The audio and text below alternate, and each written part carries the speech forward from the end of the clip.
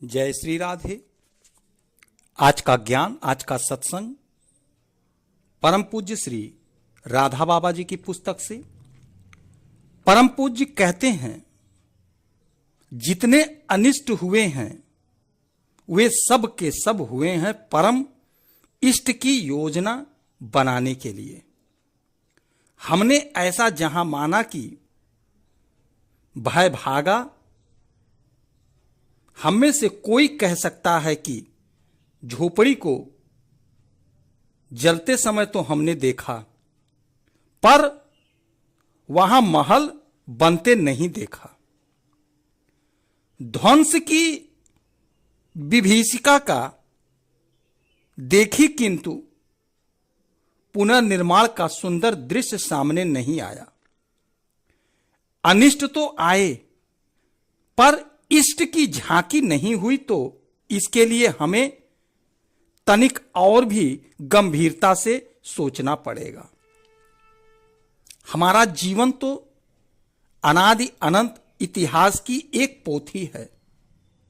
वर्तमान जीवन उसी पोथी का एक पृष्ठ है।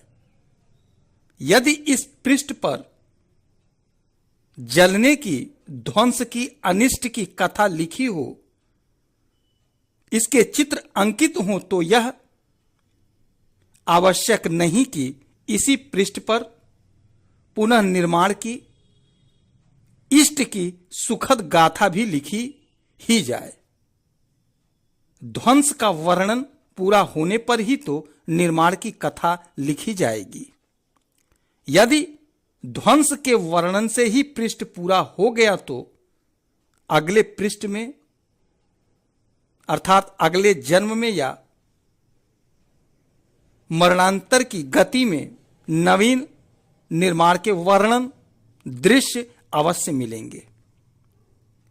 इस पृष्ठ पर नहीं है तो इसका यह अर्थ कदापि नहीं कि अगले पृष्ठ पर भी नहीं होंगे।